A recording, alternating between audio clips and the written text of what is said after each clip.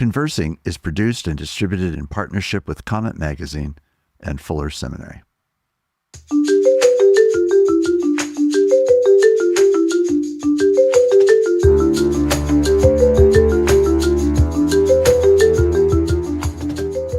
I'm Mark Labberton. Welcome to Conversing.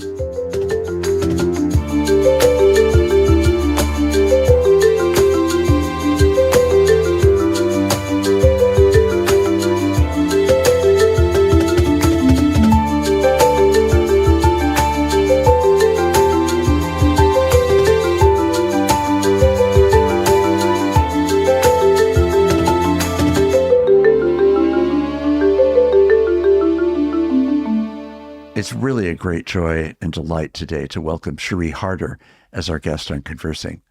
Cherie is someone I've admired a great deal over the last bunch of years, and in particular because of her role as the president of the Trinity Forum based in Washington, D.C. Prior to her role in leading the Trinity Forum in 2008, she served in the White House as special assistant to the president and director of policy and projects for First Lady Laura Bush. She brings an enormous richness of education and background and service in many different domains, seeking to bring her faith to bear on all of these places of civic and public life that matter so much. We're particularly fortunate to have her today because she's literally still on a sabbatical. And the sabbatical has included the thing that we're going to primarily talk about, which is a journey that she's taken alone and with her husband and with friends on the Camino de Santiago Compostela. Cherie, welcome. It's such a delight to have you today. Great to be here, Mark. You know, when I think about your life, I'd like to have those who are acquainted with you and those who aren't just be reminded of what your work with the Trinity Forum as the president of the Trinity Forum really involves, what sort of vortex that puts you in. I want to be sure that people can picture what your work is more clearly so that we can understand even more why the sabbatical and the Camino walk that you just took is so important. Oh, well, thanks for that, Mark. Yes, the Trinity Forum has been around for over 30 years. I've been there for 17, and we try to provide a space and resources for really leaders to grapple with the big questions of life in the context of faith, and to basically provide space and platforms for the best of Christian thought leadership.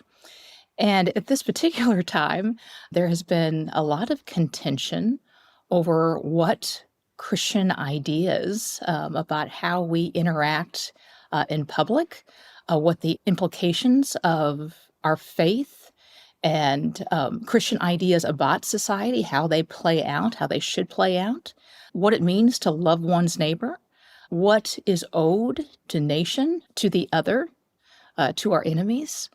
And those questions have become increasingly not just fraught, but antagonistic and polarized. I mean, you see some of the most vicious fighting often among Christians, among people who both claim to worship the same God and follow his try to be obedient to his word. And you see very heated, often very nasty fights. And so we're located in Washington, D.C. Our three big areas of focus have been faith and public life, as well as spiritual formation and the arts and humanities. So our focus is certainly larger than just faith and public life, but that is a big portion of it. And so trying to remain faithful, remain thoughtful, as well as remain gracious is often a challenge. Often when one is in the midst of a lot of opposition and antagonism, it almost feels like it takes a certain amount of counterforce just to stay in the same place. And we're at times where it's very difficult to remain neutral, much less, gracious in all one does. And often graciousness is seen by others as either weakness or cowardice or insufficient to the moment. Somehow we don't know what time it is, or are failing to put on the full armor of God and fight in the ways that others want. So it's a time where to simply try to articulate and invite people to contemplate and reflect on how God would have us seek justice, how he would have us love our neighbor, how he would have us interact with each other and try to contribute to a society in faithful ways has become increasingly fraught and increasingly, it seems like hostile territory. Right. Now, you didn't come to this job at the Trinity Forum as a newbie to Washington, D.C., or to the reality of faith and public life questions. So just summarize what you had done just before you eventually came to serve in the Trinity Forum. Yeah, so before serving at the Trinity Forum, I worked on Capitol Hill for a number of members, a congressman, a couple of different senators. I worked at the National Endowment for the Humanities as the senior counselor to the chairman of the NEH. I worked at a think tank called Empower America. It was Jack Kemp, Bill Bennett, and Jeane Kirkpatrick's think tank. And then I worked in the White House, sort of double-hatted. I was on the Domestic Policy Council, and I was the Policy and Projects Director for the First Lady, Right. Laura Bush. So you've been at various times, at least in the room where it happens or near the room where it happens, however we might define that, and you have a sense of those things. You bring all of that wealth of experience to the Trinity Forum. You've done it now, as you just said, for 17 years. And along that way, there's been lots of highs and lows. There's no doubt about that in political moment. But how would you distinguish the particular challenges of this moment? Yeah. Well, it's a great question, Mark, and there's lots of ways to answer that. And probably the more I think about it, the more I would elaborate on different things. But I think one of the big changes is, I left Capitol Hill. It's been a while. I left in the end of 2006, went to the White House after that, and then joined the Trinity Forum in 2008. Right. And while I was on Capitol Hill, I was the policy director for one senator who was a very conservative senator, worked for the Senate Majority Leader. And there was always controversy, of course, because there's always different points of view about what should happen. And the stakes are real and they're high. One big difference, I think, is there was still a widespread belief in the importance of persuasion when I was still on Capitol Hill. One of the things I would often do for the senator that I served as policy director for is envision and create or set up different hearings to explore different issues. And part of the thought was if you basically kind of set the table and you make an argument, you bring the right experts, they say the right things, you're essentially making an argument both to your other members, but also to the American people, like, here's why this is a good thing to do. And there's a certain amount, it's not that everybody was gracious and kind to each other. Of course they weren't. People are people. But there was a certain amount of respect and regard that's embedded within the effort to persuade. Yes. It takes other people seriously. It assumes that they are reasonable and open to persuasion. It's a very different posture than seeking to dominate, humiliate, and pulverize in a sense. And again, certainly there are people trying to dominate, and there were power plays all the time. I don't want to make out like, the 90s and the aughts were some era that just dominated by a sense of kumbaya. That was not it. But there was a sense of a need to persuade and a recognition that the person who is your opponent on this particular bill may be your ally on the next. There was also, I think, a greater sense of shared assumption about the importance of the rule of law, the importance of maintaining relationships simply because, your opponent this time might be your ally the next. And so, often senators were mocked for starting out a speech with, the distinguished member from the great state of whatever it was, and all of the platitudes and, compliments ladled on at the beginning. But in a way that served an important purpose in that, I think we're much more likely to react when our pride or vanity is pricked than even when our ideals are assaulted. Mm-hmm. And by essentially showing personal courtesy, it made it much more likely that work would happen, that progress would be made, that, a compromise or an agreement could be reached. And at this point, it seems like, our politicians are doing it in part because, the people seem to want it, but that there is a premium placed on performative belligerence, on kind of not just one-upping or dominating, but humiliating and deeply personally insulting the other side. And somehow that's a show of strength or competence. The gratuitous insult and the pointless belligerence is valorized now in a way that it wasn't, 25 years ago. Right. It is a remarkable transformation. I mean, I'm often struck by how much of what's happening is the decay of mannerliness. And I'm not meaning that in some sort of quaint sense that it's just about being proper.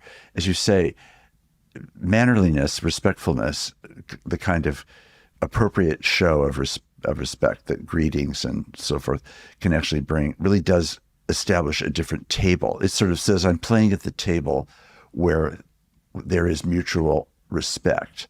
And I show deference by these various platitudes that may come at the beginning, but it's a framing that reminds me of who and what we represent and what we're about. And then when you not only have the disappearance of that, but then the replacement be the kind of belligerence you're describing, we're into a completely different territory that has much more to do with chaos and brutality than it does with anything remotely like persuasion. That's right. So, yeah, it's an amazing moment. One of the things that has been a challenge, which many Christians have felt, and you referred to it earlier, is this incredible Christian polarization. So you add not just the general cultural belligerence within the House or the Senate or government at large, but you also end up with this division among Christian people whose vision of the nation, whose vision of what it means to value human life, etc., is just cast in dramatically different terms. And so when I think about the Trinity Forum, and I have the great pleasure and joy of being a senior fellow, so I have a kind of bird's eye view of what it is that the Trinity Forum is doing, which I highly regard and respect with great joy and delight, actually, deep appreciation for the kind of willingness and courage that the Trinity Forum regularly expresses. In the middle of leading that as the Trinity Forum's president, you're exposed to the battering of every side, and you're exposed to the hostilities against you, against the Trinity Forum itself, against the place of an organization like the Trinity Forum that's doing something that is so not about belligerence. It's about understanding, it's about rationality, it's about debate, it's about persuasion, it's about thoughtfulness, and it's about concrete action beyond those things in the world. So what sustains you as a general rhythm? I want to ask this in part as the prelude to having you then tell us about your very recent experience on the Camino. So please just give us a sense of your spiritual rhythm. How do you sustain a healthy life in Christ in the vortex of Washington, D.C. in these years? Yeah. Mark, is it okay if I add one thing to my previous answer and then I'll jump into that question?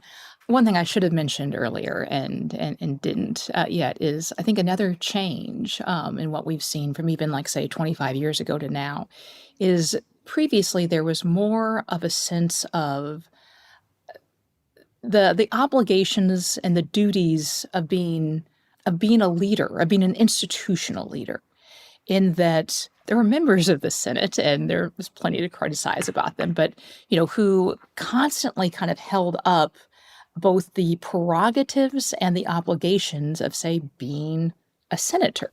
Right. The same would happen for the House. There were certain kind of just accepted standards for what it meant to be presidential, for example. And generally that meant not giving into your id, not saying, everything that you thought in all of its unvarnished ferocity, of reining it in as suited the institution. And so, there were always The language was always saltier in the Senate behind closed doors than it would have been on the record. Sure. And there was an understanding that that was the right thing to do, that being a leader had certain responsibilities. Whereas I think we kind of see this sort of inversion of almost what it means to be the leader of a great institution. And you often see now members of Congress basically attend hearings, play for the cameras, and then not go to the back room to negotiate something, but go to social media to almost offer a play-by-play on the event that they just participated in, presumably as a leader. So in a sense, like what was understood to be there were, just the responsibilities of holding institutional authority has almost been displaced by wanting the attention that a social media platform confers. And so I think there's been, technology, of course, has been a big part of that, but it's been a sea change. Right. That's different than, but it does affect, the way, I'm sure it affected the way that you had to conduct your leadership. It affects all of us because there's also, it seems like there's different public expectations as well.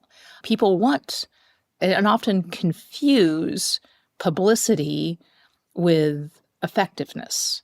That somehow, or even with leadership. Yes. Saying something in a public way or drawing attention to yourself is leading, and it almost seems like there's been a devaluing of quiet effectiveness. Mm-hmm. But to your more recent question, how do I sustain myself? Certainly these are times that drive one to prayer, and I've also I've always been a walker, and so I enjoy walking, and that's often when, I do my praying. That was actually the long walks, which I think I find refreshing, and good prayer times and reflection times, were part of what made me consider taking on a pilgrimage and walking the Camino. And I forget when the idea kind of first occurred to me, but it's been a number of years. At one point I'd read a memoir of, I think it was called Off the Road, by a former NPR reporter named Jack Hitt, who had walked the Camino, probably 20, 30 years ago. I'd seen the movie The Way with Martin Sheen, read a few other memoirs as well, and had just kind of filed it away as, boy, at some instinctive level, that sounds wonderful. And I've been at the Trinity Forum for a while. It was a real gift from the Board of Trustees to offer me a sabbatical. It's also been a real gift. One of my colleagues who just started 2 years ago, Tom Walsh, who's our VP of Operations, I don't feel like I could have taken a sabbatical if he had not joined us. So I'm grateful for him. So the different things were falling into place that seemed to make it possible. And it's, again, at some instinctive level, it just sort of felt like with all that's going on, well, I had started to feel mentally cluttered as well. And some of that is just probably my own kind of lack of discipline, but it's, as you know, in leadership, there's just a constant incoming, and one is pulled in a lot of different directions. Right. And I've been, it has been a great gift and blessing to be able to be at the Trinity Forum for the last 17 years. But we've also been a small organization. I think often people assume we're larger than we are. It's been a small staff. For most of my time there, it's been me and 3 or 4 20-somethings who've been very talented and made wonderful contributions. But there's also just been a relentlessness to it. And, again, over time, just started to feel,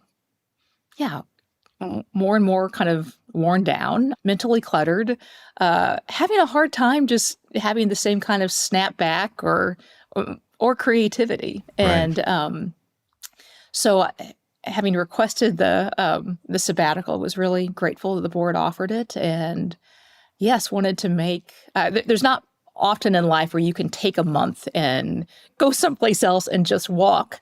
But it felt like just the ticket on some instinctive level. And it really was a joy. I would do it again tomorrow if I could. That's great. Let's frame this a little bit for some people who may or may not know the Camino story. It really began in the medieval period. There were movements of different kinds that were seeking to take sacred pilgrimages, and the sites typically were primarily Jerusalem, secondarily Rome, and thirdly, the Camino de Santiago Compostela. And it's this third destination that you took the Camino to. And there are many, many routes. If anyone cares to look this up, you can find lots of different routes to get to Compostela. But it's also an opportunity to say, here's one of the three major pilgrimage sites. It's a long walk. You can take it in its full length, which I think in its longest forms can be as much as 300 miles or so. Oh, longer, or much longer. Even 500. Yes. And you can, but it all depends on, of course, literally and figuratively where you start, quote unquote. It can be as long as wherever that is. So in any case, eventually the walking begins. This has been a spiritual discipline of seeking a destination, a sacred journey, a marked out time for the pilgrimage, which has been one of the classic ways of describing the spiritual life, that it is a pilgrimage, it is a journey, it is not just a single moment or a single place or a single instant, but really this long journey that now has focused attention for as much or as long as you can sustain it in the context of whatever opportunity you have, whether you take a much longer travel or if, as I know some people have done, even less than a week to share in this. It's also worth just noting that in imitation of this, there are lots of other sites around the world that are thought to be meaningful sites to pilgrimage to. And so this is the historic background behind the whole effort. And I've known so many people that have done it. I've not done it myself. And I have had great conversations with people about what their highly varied experiences of this can actually be. Yeah. So just break it down with some of the basic framework, and then really, as much as you're willing to share about your own spiritual journey on the Camino Trail, we would love to hear about it. Sure. Well, just first, I got a little bit more on the history. As you mentioned, the three main pilgrimage sites are in the Christian tradition is to Jerusalem, to Rome, and to Santiago. And of course, in Jerusalem, it's following the steps of Christ. In Rome, it's about St. Peter. Santiago it kind of has its origins in the belief that the apostle James came to the Iberian Peninsula after Pentecost. And Santiago is essentially Saint Iago, which I guess is the kind of derivative of James. So the idea is that he came to the Iberian Peninsula, according to legend, was not all that successful, went back, to Jerusalem in around, 43, 44, was beheaded by Herod. The legend has it that his friends sent his body back to the Iberian Peninsula. It basically was received in a town called Padrón, which is a coastal town near where the Santiago is now, and essentially kind of hidden away. And then apparently in the 9th century BC, again, the legend has it that I think it was a shepherd or a hermit saw a sea of light and stumbled upon St. James' grave, and the bishop at the time authenticated that and then built a cathedral around it. And because Santiago, Rome, and Jerusalem were the three main pilgrimage sites, during medieval times, that was where different pilgrims could also get absolution and for their sins. So there was a very powerful incentive for pilgrimage. So people have been doing it for various reasons for over a millennia. And obviously in the beginning, it was almost all Catholic believers, again, wanting to see the relics, wanting to have absolution for sins or pardons. And there were obviously some, or not surprisingly, some corruptions or abuses that grew out of that. And so pilgrimage fell into some, it became less of a thing with the Reformation. But Pilgrim's Progress, written by the Puritan John Bunyan Right. in the 17th century, helped save it. And there were even, at one point, apparently, in John Adams' journals, he recorded regretting not being able to take the time. I guess he landed at one point in Galicia, was going to Paris, wish he had been able to walk the Camino. So, now pilgrims, when they finish and they register in the Santiago office, they're often asked, are you doing this for religious reasons, cultural reasons, or other? And people have all sorts of reasons. I met people from a whole variety of faiths and none while I was walking, but it's been growing in popularity recently, which doesn't feel like a surprise, and that the gifts it offers, I think, are at such contrast to everyday life. Right. But, the way it's sort of set up now is, as you said, there's lots of different paths, lots of different trails. The main trail is the Camino Frances, which starts in France and goes west across Spain, ending in Santiago. And that's probably the oldest, the most storied. That's where most pilgrims walk. I actually took a slightly different route. I took the Portuguese route. So and most Portuguese pilgrims start in Porto and then walk north to Santiago, and that takes about 2 weeks or so. I started further south in Lisbon. So the full journey for me, I skipped a few towns. I started out with my husband and then continued on with a friend. And then from Porto on, I walked solo. So I skipped a few towns, but it would have been, I want to say, like close to 500 miles. The Frances is, I think closer to 650 or so. There are longer paths and there are shorter paths, but they all converge in Santiago. So I started in Lisbon. Walked the first week with my husband. The first week, it was certainly a lot to get adjusted to. The path out of Lisbon is not all that well marked. The first few days, it was not particularly beautiful scenery. Like you're walking on roads for the most part, often through industrial areas. Trying to follow painted on yellow arrows, which are often the paint is flaked off or it's, very obscure. Right. So, it's a bit of a scavenger hunt. There are different apps that can help you kind of find your way. And then in Coimbra, met up with a friend. She and I walked from Coimbra into Porto, and then from Porto on, walked solo. So I walked about 300 miles or so over the course of the last month. Right. And, I'll note that different people take different approaches to pilgrimage. Lots of people will carry everything that they have for the journey on their back. Yes. And stay in hostels or albergues. I chose not to carry everything. I actually had a suitcase not a head, which a lot of other pilgrims choose to do. I had no regrets about that. And so I wasn't trying to maximize the suffering. I usually walk with a day pack rather than a full pack. But, found that one of the really lovely things about the Camino was just, one, the simplicity and the rhythm of it. Right. One woke up early. I used a luggage transfer service. You had to have your bag, out, ready to go at 8 a.m., and, especially for, I'll say this, like someone who, perfectionist who also struggle with procrastination, which would be me, it was such a lovely antidote to that, because there's no perfect walk, but you have to start. And every day is literally putting one foot in front of the other for a long time.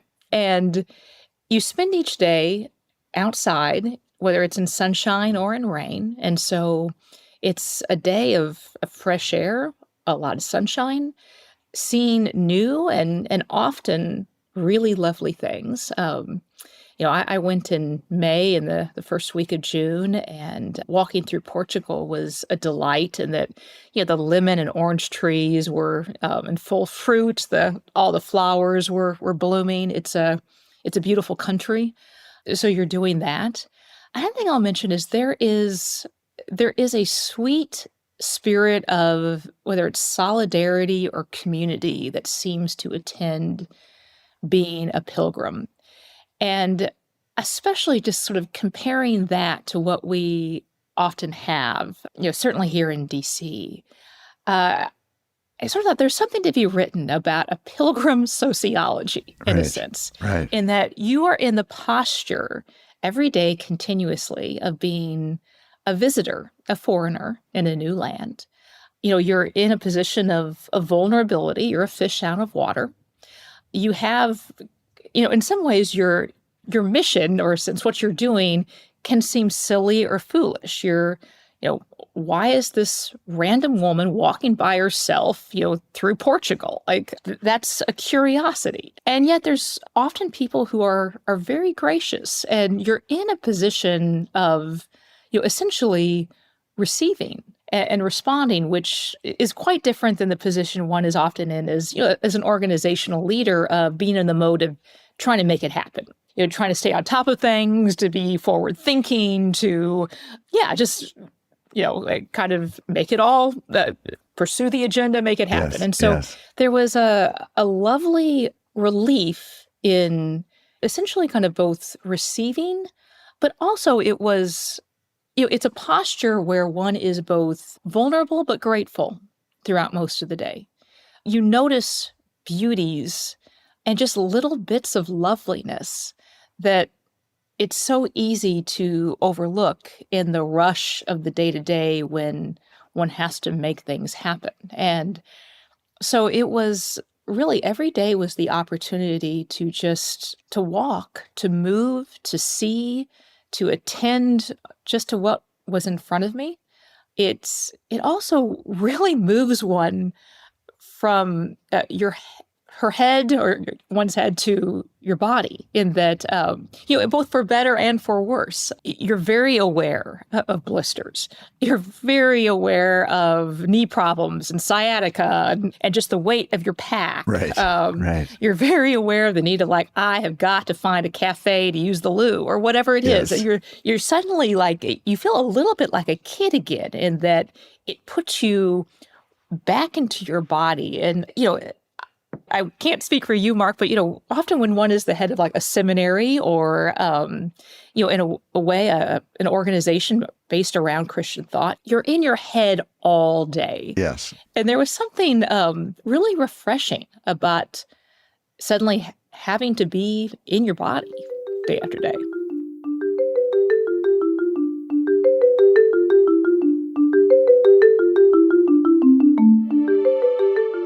I'm Mark Labberton. Thanks for listening with me.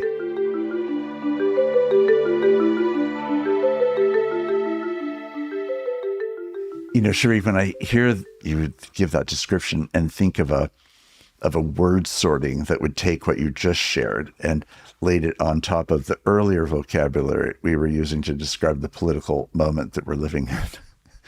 Those two things, they have almost nothing in common, because they are literally unlike one another at some pretty deeply fundamental levels. And the idea of being able to receive this gift, you had the work of the day was simply receiving the day and walking into the day with whatever that day is going to hold. And as you say, step by step, foot by foot, it's an amazing experience. And as you said, just such a beautiful contrast to often the absence of beauty. I'm using that not just aesthetically, but the beauty of simply an engagement, a moment, a pause, a cup of coffee, a sore foot, the proper bandaging, having the right shoes, this, as you say, back in your body. This is the work of the day, and I'm attending to that work day by day by day. And it certainly gets you out of your head, which I'm sure is a piece of why it has been such a spiritual journey. Not because spirituality doesn't engage our mind, which it clearly does, but it's also more than our mind. And it is an embodied spirituality that any kind of pilgrimage brings to mind, whatever religious tradition. And certainly in the Christian faith, believing in an incarnational God who literally entered into pilgrimage in our own human spheres and realities. is a very big part of how we come to understand even the meaning of what God has done in Christ. So I'm curious, as you were having these experiences and talking with people as that appeared appropriate and desirable or not, how did God meet you on the Camino? Mm-hmm. Yeah. Oh, it's a beautiful question, Mark. I'll say several things. One, I will say it was a time of real refreshment, and it felt like a gift and a grace. And I guess one might not think about long distance walking as being refreshing. I really found it so. And I will say I was very fortunate and blessed. Like it did not rain. I did not get blisters. I was unusual that way. There were a lot of people who really, they really struggled physically on the Camino. And, I have a friend in Nashville, he got shin splints, he got injured, he got blisters. He's a big guy. He's the CEO of a medical company. He made it it took him longer, and he made it with the help of friends at the end, who helped, carry his pack. Right. And in some ways, I think some of the lessons and the gifts that he took away from it, are different, in that there was, friendships and a reliance on others. And, so there's a saying that everybody walks their own Camino. It was a time of real refreshment for me. I think a lot of people go on the Camino hoping for an epiphany. And, I would have loved an epiphany. I didn't have an epiphany per se. The friend that I went with, I think she was probably hoping for an epiphany. She'd gone through a deep trauma in her community. She said she kind of left with a metaphor. We had walked through eucalyptus forest where there'd clearly been a forest fire and nothing had been mentioned in the guidebook, but there was all this new growth. And we looked it up and realized later that the fire had happened at the same time that the trauma that she'd experienced had. But what was so remarkable is, while you could see all that was burnt, what was most striking is all the growth that had happened since. And it basically kind of felt like it had been a lesson, and right. The damage is real, but so is this new growth that would never have happened otherwise. One of the things that really struck me about the time was how, in a way, how liturgical it felt. And just going back to what we were talking about earlier about in terms of being in one's body. I mean, if what a liturgy is essentially an embodied practice that forms our loves and our character, there was something about just, again, putting one foot in front of the other day by day, getting started, first thing, going the distance, being willing to receive, greeting other pilgrims, walking with them for as long as, it made sense to do so, being able to perceive what they were struggling with or suffering from, because one had, it's a different Camino, but it gives you a shared sensibility. And, there's literally a sharing of each other's burdens on the Camino. And the rhythms of life and the assumptions were just so different than normal, day to day. Mm-hmm. And there was rest in it. There was also, it seemed like, frequent, it was almost like an open invitation to both reflection, but also to awe. And, dotting the landscape of both Portugal and Galicia in Spain are all of these little churches, and often big churches too, but they're churches everywhere. And the Camino goes by, it seems like every mile or two there's one. And so there's essentially almost a frequently recurring invitation to and place to pray. And, again, just the rhythms of that was something just really lovely. Like, you're tired and there's an invitation to stop and to pray. Yes. You're tired at the end of the day, and sleep is deep and deep and nourishing, and you kind of feel the nourishment more keenly. You get hungry in a different way. Like, we've all been hungry, but like there's a different kind of hungry when you've walked, 18 miles that day and, had a big breakfast, but didn't really stop for lunch. And, there were a few days towards the end where I found myself like, oh, I'm more tired than I realized. I'm stumbling. I'm tired, and just kind of almost feeling the need more keenly. And then feeling that need met. So it was a walk that I think by its nature, it just invites one to realize their vulnerability, to stop and reflect, to be open to wonder and to awe, and to also realize like, oh, how often he meets our needs, Right. often through unusual, surprising ways. So I didn't have, I would have loved to have had some deep epiphany, but what I had instead was a daily practice that fed my soul and was just so different than daily life. Well, I think that's a beautiful picture because, well, you and I both undoubtedly have had friends who have had epiphanies on the Camino. I can certainly say that across the array of people I know who have done their version of a Camino walk, that what you're describing is probably more common to me in hearing people's accounts. It's that it is the rhythmic quality. It's the fact that you're doing something physical that is metaphorically valuable, you could say, but it's really better as the lived embodied experience than as the metaphor. The metaphor is, I think, derivative. That is, we're all on a pilgrimage. We're all on a journey. That's a fair way of describing daily life. But I also think there's a way that this is a marked out space where it really is the physicality, the exact weather, the particular people, the exact spots where the rhythm of being a body in a place at a time in light of this long history, the 1,000 years that this has been going on. I'm curious in that way, because of what you've said about the rhythm of the liturgy, how does the historical character of the Camino affect you? Yeah. You must have thought of time in a different way. Oh, absolutely. It's a great question, Mark. And I don't know that I feel like I have exact language around it, but one does feel the weight of the history when one walks the Camino. You know that millions have gone before you.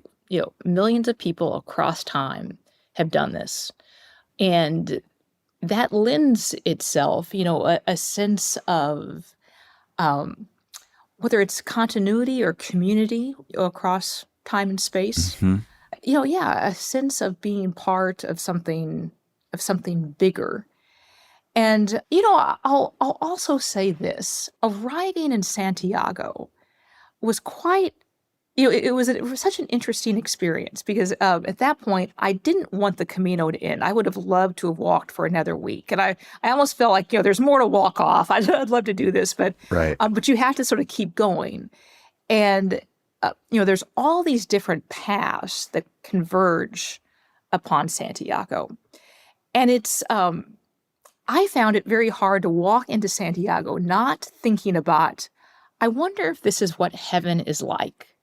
In that all these people coming from, literally different paths, of Right. life. And the cathedral at Santiago is, there's a lot of little humble churches throughout Spain and Portugal. This is not about humility. This is about glory and awe. It is a beautiful, huge, kind of amazing cathedral. And you all kind of converge in this space. And, I guess for some people, like bagpipes are playing. They felt like it was like, introduction to glory. Mine was a little bit anticlimactic to that. There were no bagpipes playing. You kind of stumble in, you collapse on the ground, you look up.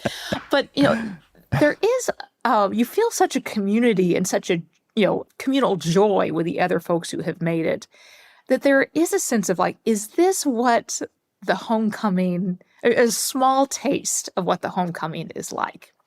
that through all these different paths, we end up, kind of looking up at glory.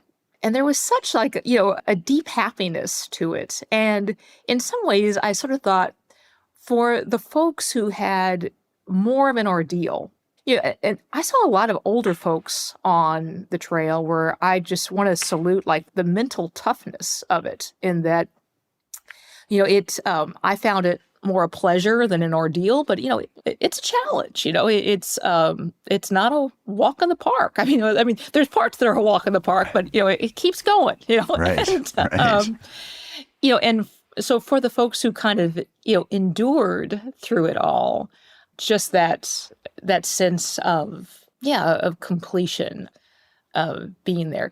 And as you walk, it is hard not to think about like. The verse about, I'm the way, the truth, and the life. Because the Camino literally means the way. Right. You're following a bunch of arrows, yellow arrows, and you're relying on those.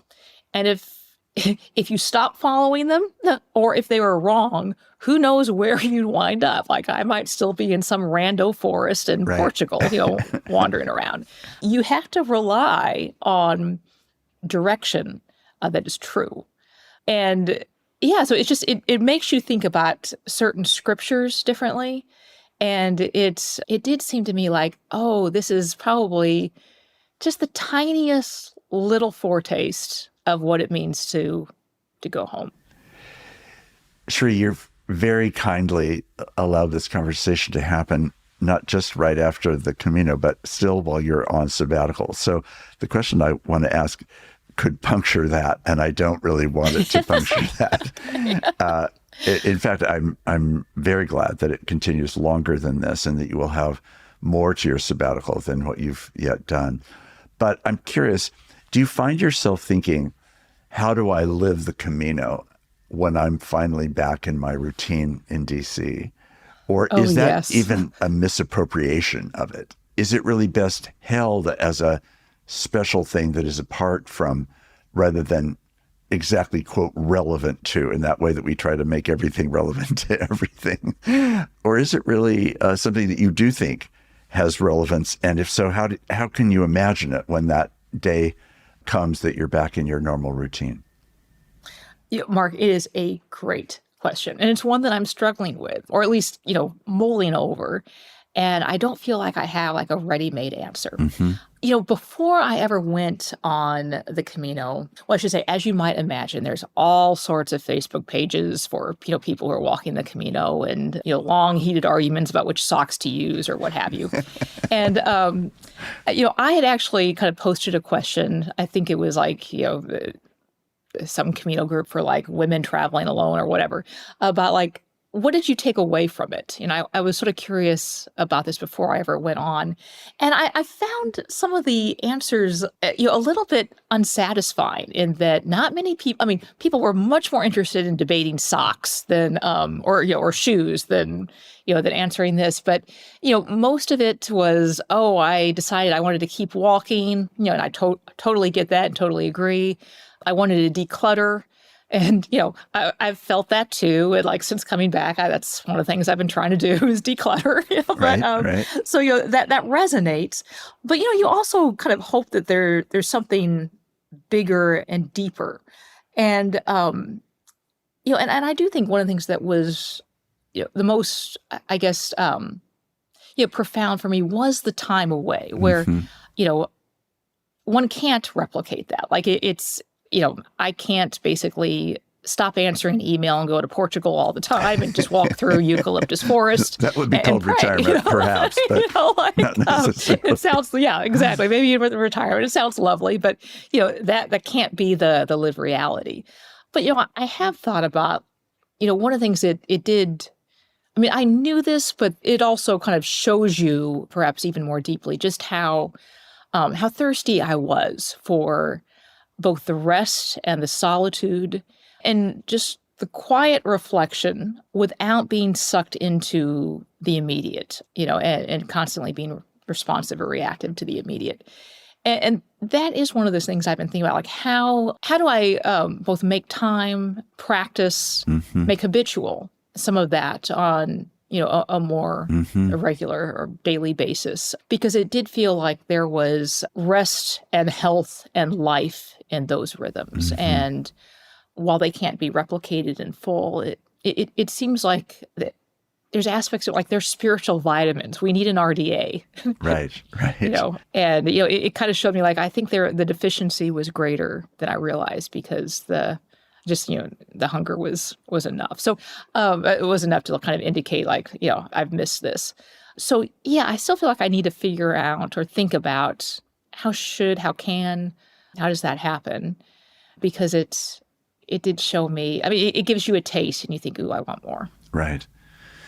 And I certainly can say that I have friends who have picked up on the same sort of liturgical theme that you described. And I think what a few of them have taken up is a renewed commitment to Sabbath keeping as a way of sort of liturgically remembering the Camino, but in the sense of laying down ordinary implements of productivity, activity, practices that are more about entertainment than about rest and renewal.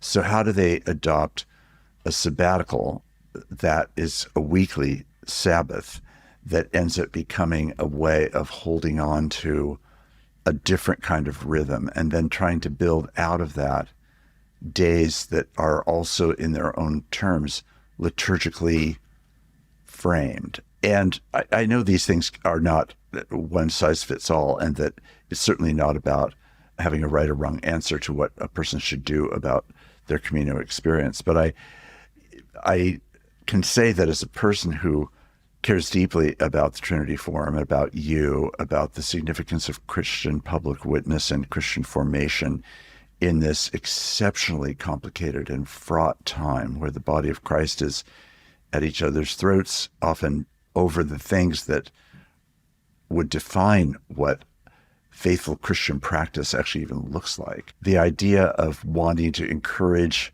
you and encourage me and encourage other people to think about, we may not be able to make a trip on the Camino, but we have opportunities to figure out rhythms that can be set aside in a way that does fit our life and that can call us into a kind of rhythmic alteration of how we hold time, think about the rhythm of a day, think about the daily hours in classic medieval terms about praying the hours of the day.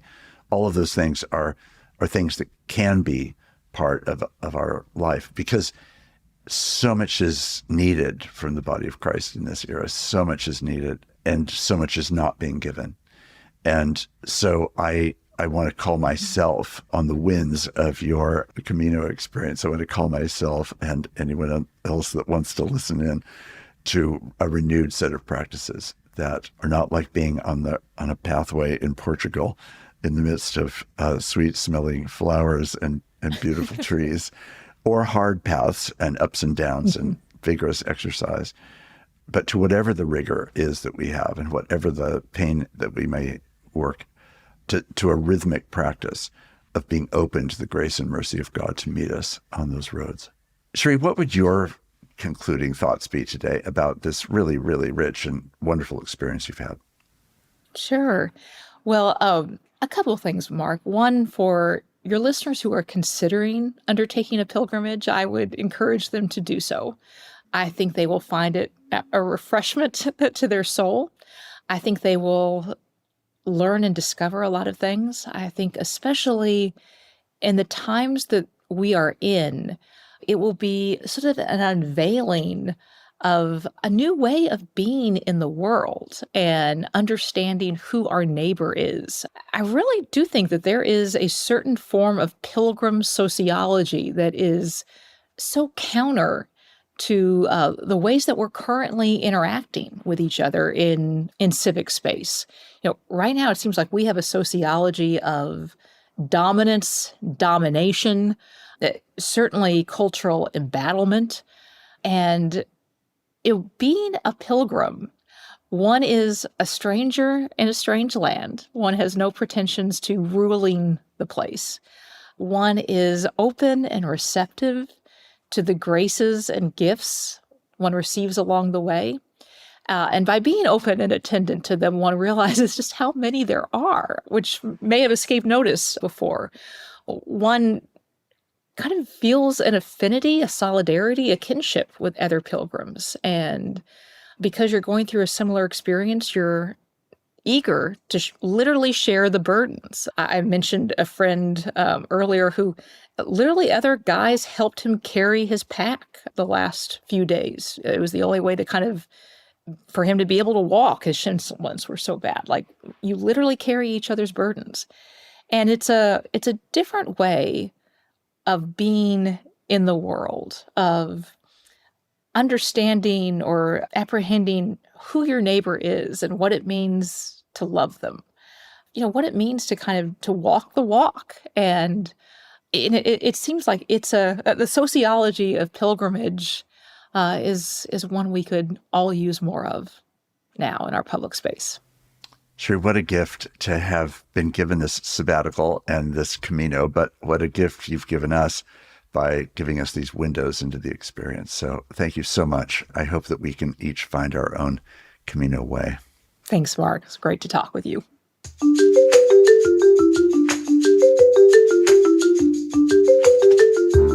Conversing is produced and distributed in partnership with Comment Magazine and Fuller Seminary. Peter Labberton is our engineer and editor. Evan Rosa is our producer. For more information about Comment Magazine, visit comment.org, where you can subscribe, read the current magazine issue, and browse their archive. Fuller Seminary is an evangelical, multi-denominational graduate institution committed to providing indispensable formational education for diverse Christian leaders everywhere. For information, visit fuller.edu. I'm your host, Mark Labberton. Thanks for listening with me.